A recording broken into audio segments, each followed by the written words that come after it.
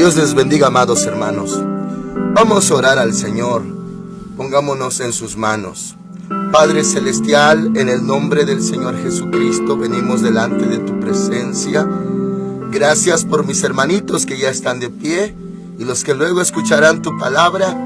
Te rogamos que tu Espíritu Santo nos guíe a toda la verdad, que nos dé sabiduría, Señor.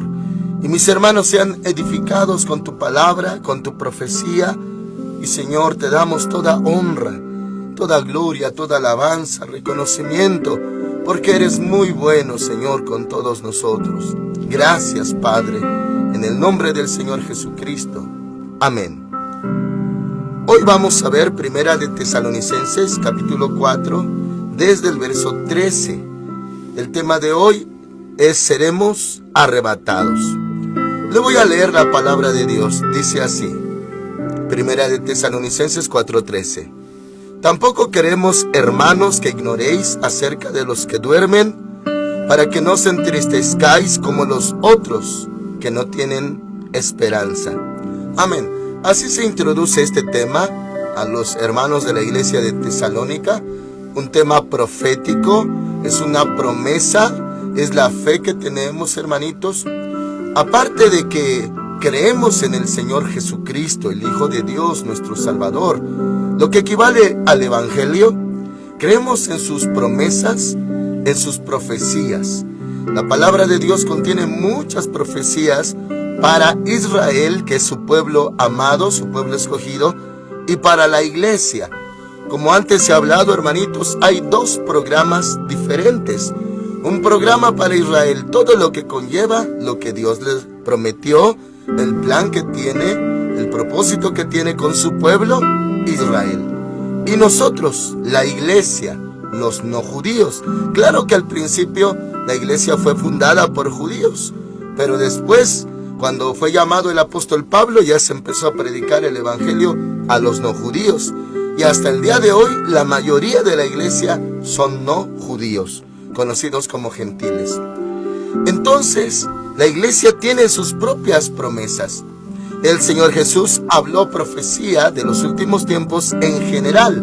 Mateo 24, Lucas 12, Lucas 21 y 22. Pero ahora vemos Tesalonicenses. Se está dirigiendo a la iglesia. ¿Por qué aclaro esto, mis hermanitos?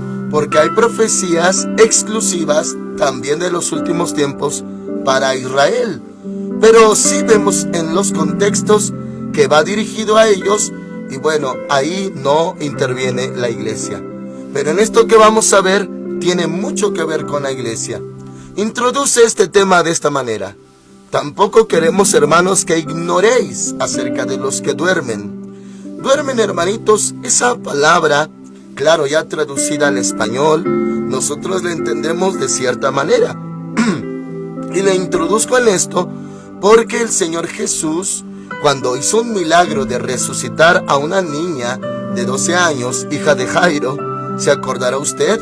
Él dijo, ella no está muerta, sino que duerme. Y bueno, algunos dijeron, bueno, si está dormida, entonces pues va a sanar o se va a levantar. Pero en verdad, ella había muerto. Nos podemos hacer la pregunta, ¿por qué nuestro Señor usa esa palabra dormir en el caso de cuando alguien muere?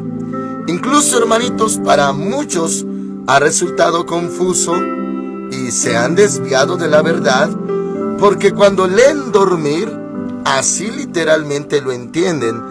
Y hay quienes tienen la creencia y lo predican de que cuando un humano muere, queda dormido en un sueño profundo y que es despertado o será despertado en el arrebatamiento cuando suene la trompeta.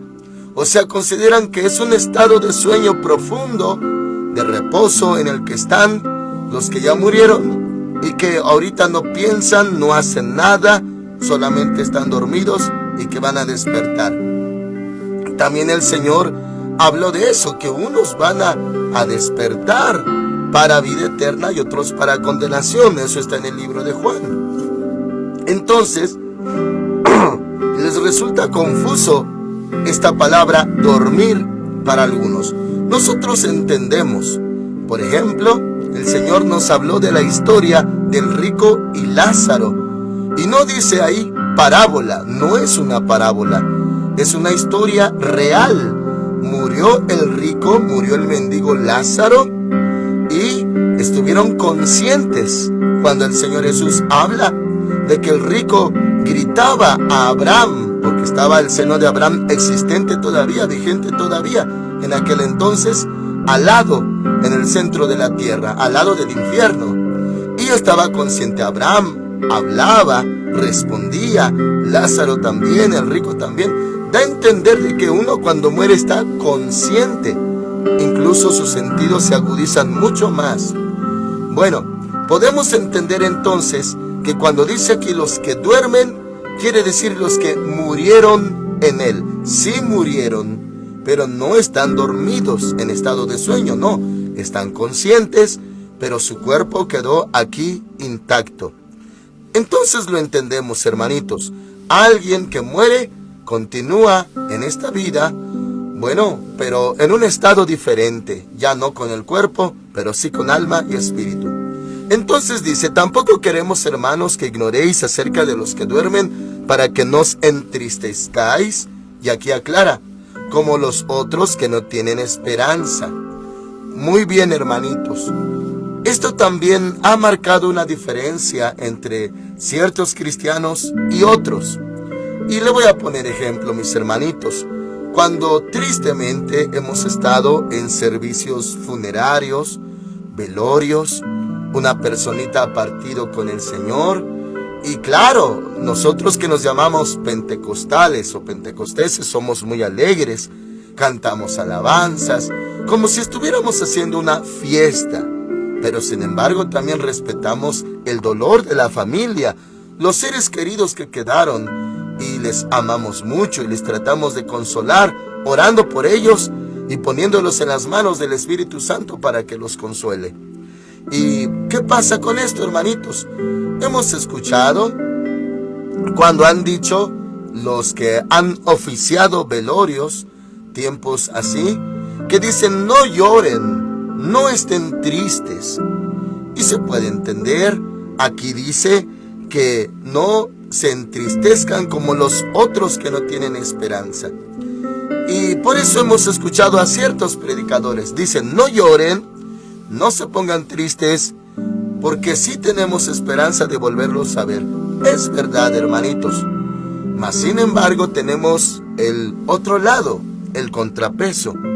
Cuando dice la palabra de Dios que María y Marta lloraban por su hermano Lázaro, ya sepultado hace 4 días. Y dice la palabra que el Señor Jesús se estremeció en su espíritu al verlas. Y es cuando vemos ese verso muy corto, Jesús lloró. ¿Por qué lloró? Si sabía que lo iba a resucitar. O sea, alguno usando la lógica diría, no habría por qué llorar si lo iba a resucitar instantes después. Pero es que él se conmovió por el dolor de estas 2 hermanitas. Podríamos decirlo así, hermanitos, ya que no hay más detalles de su familia, que todos ellos eran huérfanos, porque no habla del papá, no habla de la mamá, solamente María, Marta y Lázaro, 3 hermanitos. Y cuando ya se murió el varón de la familia, el hermanito Lázaro, ellas quedaron devastadas. Entonces el Señor, al palpar su dolor, lloró, pero podemos entenderlo, y usted, hermanitos, lo puede concebir. Es un lloro diferente, es un lloro por amor, no es un lloro de temor, de desesperanza, un lloro sin consuelo, no, mis hermanos. ¿Por qué lloramos también nosotros? Porque el amor todo lo sufre, todo lo cree, todo lo soporta. Ahora, si no tuviéramos amor, no nos dolería y no lloráramos.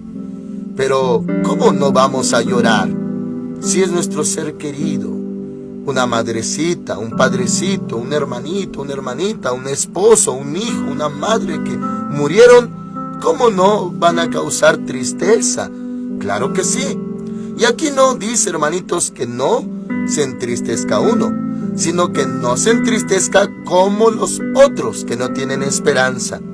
O sea, no descarta que uno sí se entristezca, pero no como los otros, porque los otros saben que nunca más volverán a ver a sus seres queridos. Nosotros sí, vamos a verlos otra vez.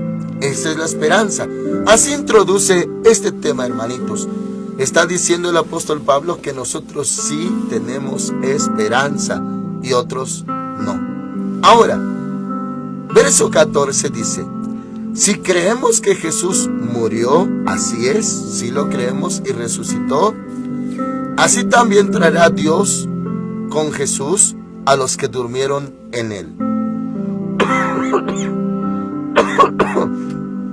Esto equivale, hermanitos, dice que los va a traer a todos aquellos que murieron en él o durmieron en él, los va a traer con Jesús.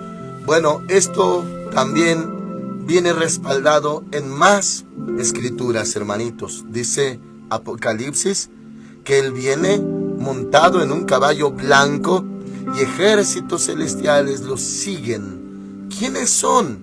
¿Serán ángeles que ya están en el cielo? Pero sin embargo, hermanitos, la palabra de Dios dice que reinaremos juntamente con Cristo. O sea, seremos nosotros los que lo acompañan cuando Él aparezca en su segunda venida para Israel. Y claro, cabe mencionar que hay grande diferencia entre esto que estamos viendo, que se llama arrebatamiento, y lo que se llama segunda venida de Cristo. Es diferente. Por eso al inicio se le aclaró que hay un programa para Israel, que es la segunda venida de Cristo. Y hay otro programa para la iglesia, que es arrebatamiento, rapto, es lo mismo. O como se escribió originalmente, no en hebreo, sino en griego, harpazo, que equivale también a arrebatar. Muy bien, dice el 14 entonces: si creemos que Jesús murió y resucitó, así también traerá Dios con Jesús a los que durmieron en él. Por lo cual os decimos esto, nótelo, hermanitos, grábelo en su corazón. Decimos esto en palabra del Señor. O sea, esto no lo decía Pablo, sino el Señor. Lo digo, hermanitos, porque está escrito así, y porque en Corintios, por ejemplo, en el capítulo 7, primera de Corintios, Pablo habla de una manera que aclara. Dice: esto lo digo yo, no el Señor. Esto lo dice el Señor y no yo. Esto lo digo como consenso, esto como consejo, esto lo digo como mandato de Dios. O sea, aclara cuál era su opinión y que era un mandamiento directamente de Dios. Así que aquí dice así: por lo cual os decimos esto en palabra del Señor. Así es, palabra del Señor, que nosotros que vivimos, que habremos quedado, o sea, la generación última, mis hermanitos, no generaciones que ya pasaron, que no eran las últimas. Les recuerdo que se ha mencionado que Pablo tenía que trabajar con sus propias manos para darle ejemplo a hermanitos que habían dejado de trabajar porque pensaban que el Señor iba a llegar en esos días. Y decían: bueno, ¿para qué trabajar si ya viene el Señor? Así se llegó a pensar, y él tuvo que resolver esa situación. Por eso hubo problemáticas como que gente se intrometía en lo ajeno porque ya no tenían trabajo, porque decían: ya va a llegar el Señor y no vamos a trabajar más. Eso fue algo terrible también en ese tiempo, pero sí el Señor ayudó a Pablo para resolverlo. Bueno, ahora habla de los que quedamos, los que hayan quedado. Dice que habremos quedado hasta la venida del Señor. Habla de nuestra generación. Dice: no precederemos a los que durmieron. Preceder, hermanitos, bueno, para hacerlo más claro, no nos vamos a adelantar o anticipar. ¿Qué quiere decir? Que primeramente los que ya murieron en Cristo, por así decir, hermanos, iban primero en la fila. Y luego nosotros. Bueno, nosotros no nos vamos a adelantar a ellos. Al contrario, dice: no precederemos a los que durmieron, a los que ya murieron. Pero esa palabra dormir, así se usa. Dice el 16: El Señor mismo habla del Señor Jesús. Número 1, con voz de mando. Número 2, con voz de arcángel. Y número 3, y con trompeta de Dios. Descenderá del cielo. ¿Se acuerdan, mis hermanitos, que todo ojo le verá y los que le traspasaron, que su señal aparecerá en el cielo? Y como relámpago que se ve del oriente hasta el occidente, así será en su segunda venida. Será visible entonces. Dice, el Señor mismo con voz de mando, con voz de arcángel y con trompeta de Dios, descenderá del cielo. Dice, hermanitos, en Zacarías que va a pisar con sus pies el monte de los olivos, allá en Tierra Santa. Dice, descenderá del cielo. Entonces, los muertos en Cristo resucitarán primero. Suena la trompeta. Resucitan ellos primero. Y aquí, hermanitos, les hago un paréntesis. Bueno, esto es un punto personal, una consideración personal. Considero, mis hermanitos, que tendrá que haber, aunque Dios, para Él no hay nada imposible, tendrá que haber como un terremoto. ¿Por qué? Pienso, para remover las sepulturas. ¿Está uno sepultado? Bueno, entonces se tiene que abrir la sepultura. ¿Se acuerdan, hermanitos, que cuando resucitó el Señor Jesús, un ángel removió la piedra? ¿Recuerdan eso? Algo así. Se tendrán que remover las tapaderas de las sepulturas para que resuciten. Y bueno, los muertos en Cristo resucitarán primero. Ahora, lo que estoy mencionando, hermanitos, para que quede muy claro, es que Él viene por nosotros en el arrebatamiento para llevarnos. Y cuando Él venga en la segunda venida, aparece para Israel y ahora nos trae de donde estábamos, en donde estuvimos con Él, en el Bimá, Tribunal de Cristo, bodas del Cordero, y ahora nos trae y venimos con Él ahí en las nubes, cuando ya es la segunda venida y Él viene montado en el caballo blanco como fiel y verdadero, el Verbo de Dios, Rey de Reyes, Señor de Señores. Nos llevó y ahora nos trae. Bueno, Él va a resucitar primero a los que murieron en Él. Todos, hermanitos, y específicamente toda persona, todo humano, desde que Él vino por primera vez para acá. O sea, año 0, año 50, año 100 después de Cristo, año 1000, 1500 después de Cristo, año 2000, como lo que estamos ahorita viviendo, 2024. O sea, de Cristo para acá es a los que va a resucitar. ¿Por qué de ellos para acá? Porque los que ya habían vivido desde el diluvio, Noé, todos ellos, la generación prediluviana, así se le llama a los que vivieron antes del diluvio, 2000 años. Antes del diluvio, Noé fue, hermanitos, el asunto del arca, 2000 años después de Adán. Primero Adán, pasaron 2000 años, Noé, pasaron otros 2000 años, Cristo Jesús vino en carne y murió por nuestros pecados, y han pasado otros 2000 años. En total van 6000 años del hombre en la tierra. Pero viene el séptimo milenio o séptimo día. Así como una semana tiene 7 días, pues también el tiempo del hombre en la tierra fue de 7000, será de 7000 años.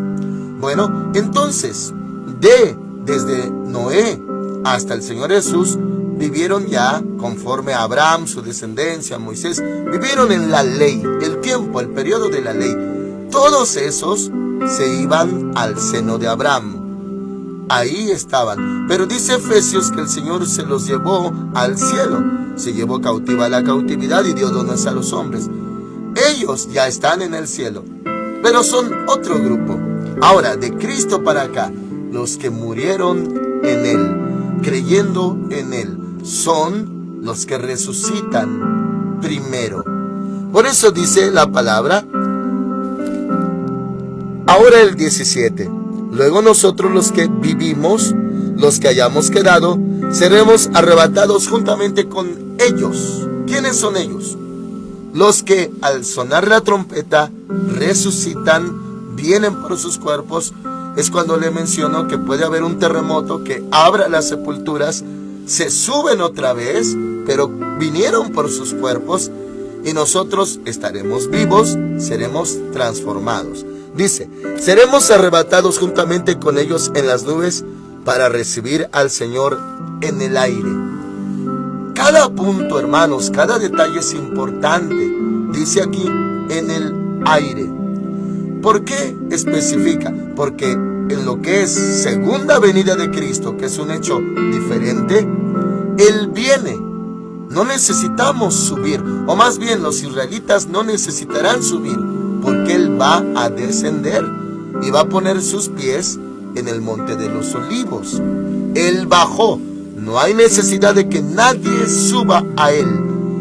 Bueno, eso es segunda venida de Cristo. Él viene, desciende, pero en esto que es arrebatamiento, rapto o arpazo, no viene para poner sus pies allá en Jerusalén. En sí, Él no descendió. Nosotros fuimos los que subimos.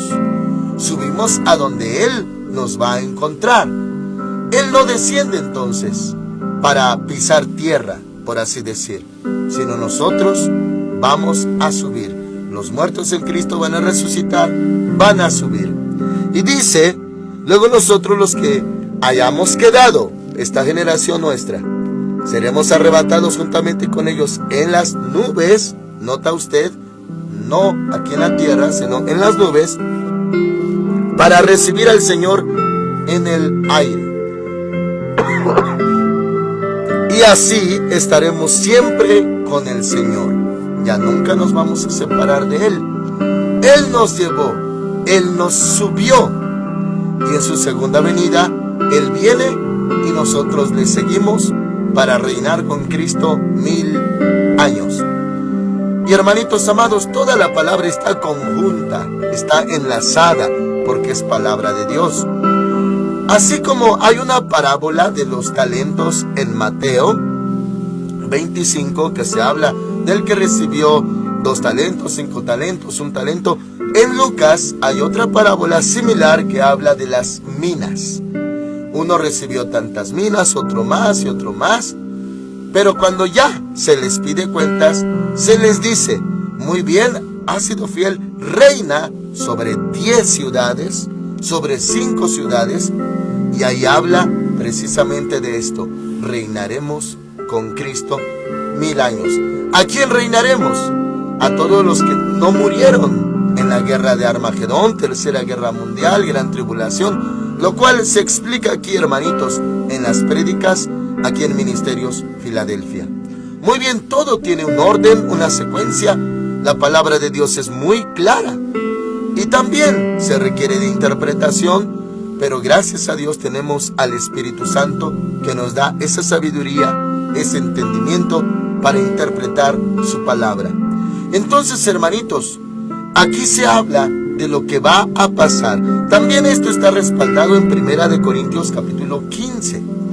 Y bueno, habla de que nosotros vamos a ser transformados en el momento que subamos. Nosotros, hermanitos, como humanos, ahora sí, bien dijo el Señor Jesús que seremos como los ángeles.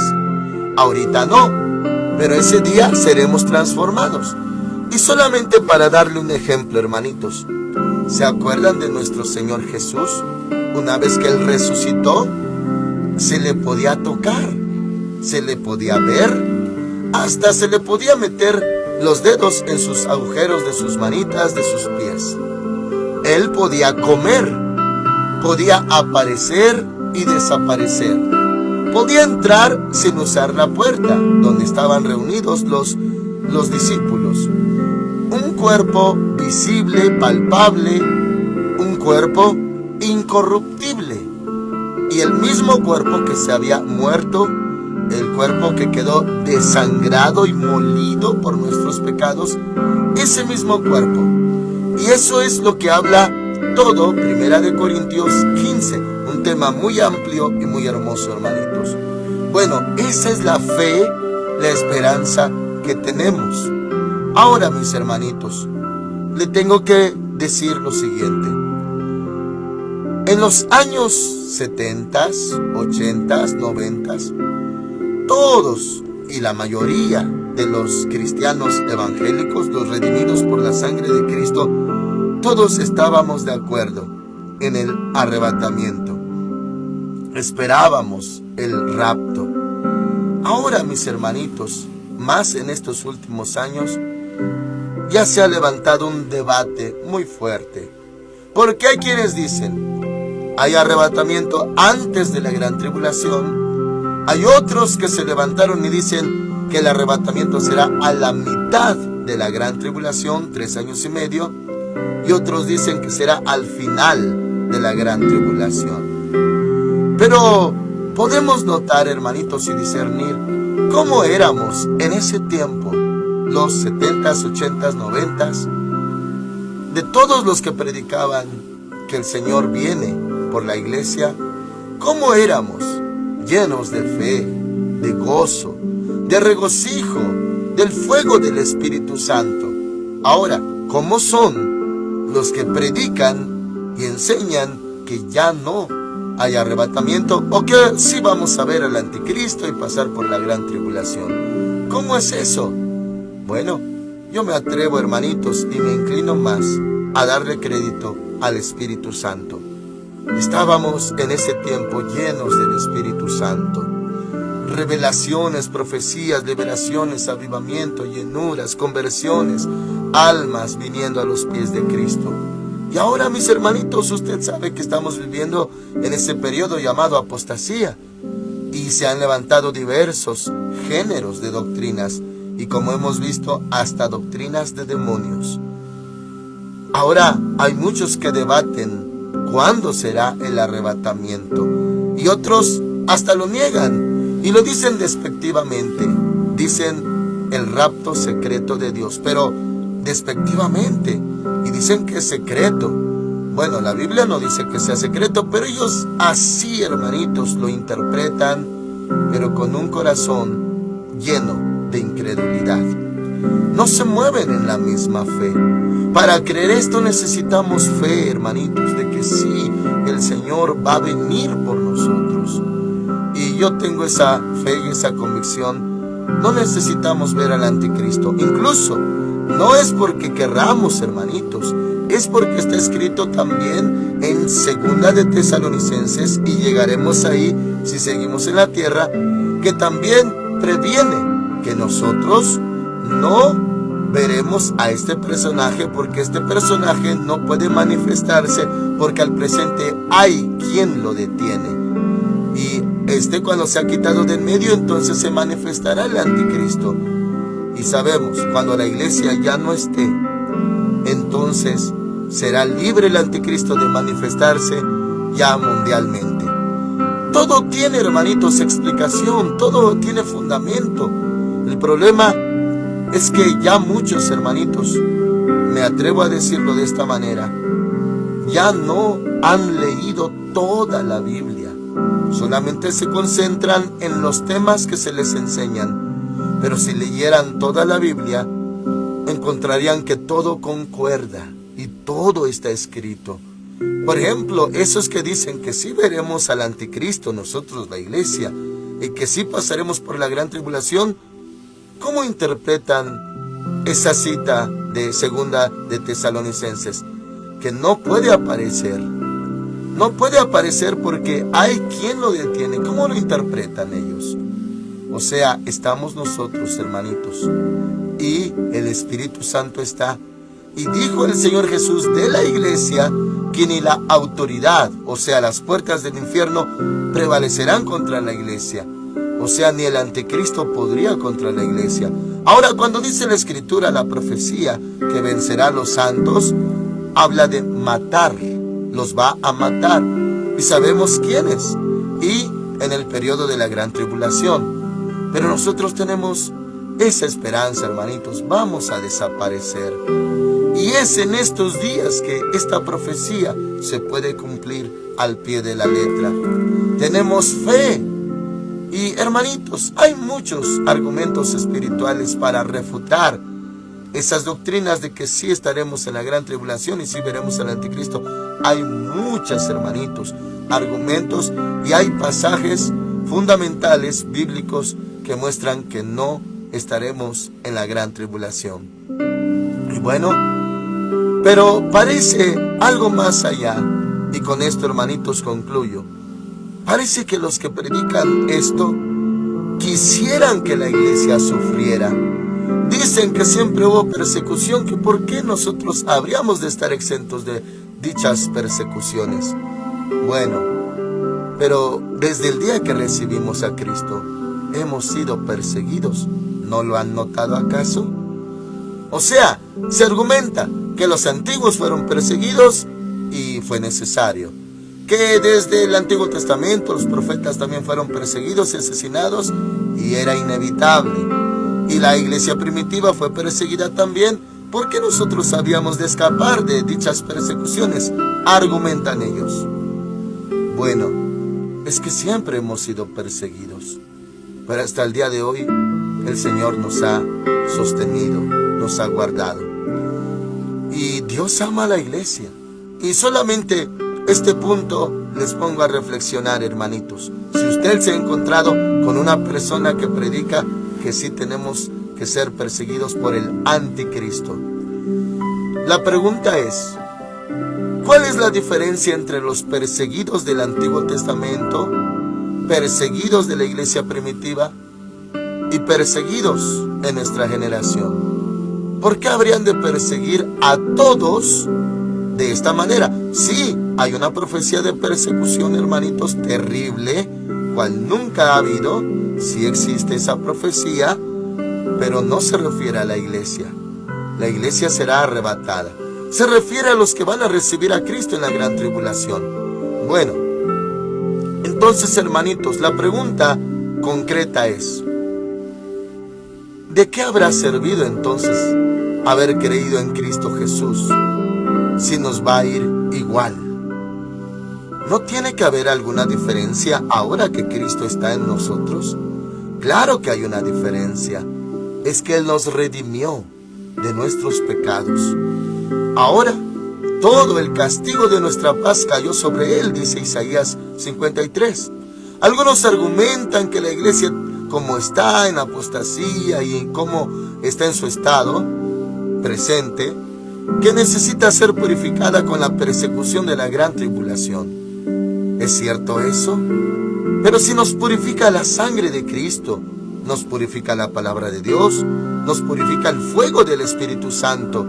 La persecución, claro que tiene utilidad y todas las cosas ayudan para bien, claro que sí. Pero ya tenemos elementos que nos purifican. Así que, hermanitos, esperemos el arrebatamiento. Amén. Oramos al Señor. Padre Celestial, muchas gracias por tu palabra, por esta esperanza que tenemos. Señor, tenemos esta fe. Si alguno dijera que es una fe ilusoria, sin fundamentos, pero Padre, como pequeños tuyos, creemos en tu palabra, creemos en tu poder. Así que, Señor, ayuda a mis hermanitos, afírmalos cada día en tu palabra, en tu doctrina y en tu profecía. Ayúdalos, cúbrelos con la sangre de Cristo. Dale sabiduría para poder, Señor, vencer también esas falsas doctrinas que hoy están en todo el mundo. Gracias por mis hermanitos que han escuchado la verdad. En el nombre del Señor Jesucristo. Amén. Que el Señor les guarde en este hermoso día, hermanitos. Búsquenle con todo su corazón. Estemos atentos, velando, orando, porque Él puede llegar en cualquier momento. Amén.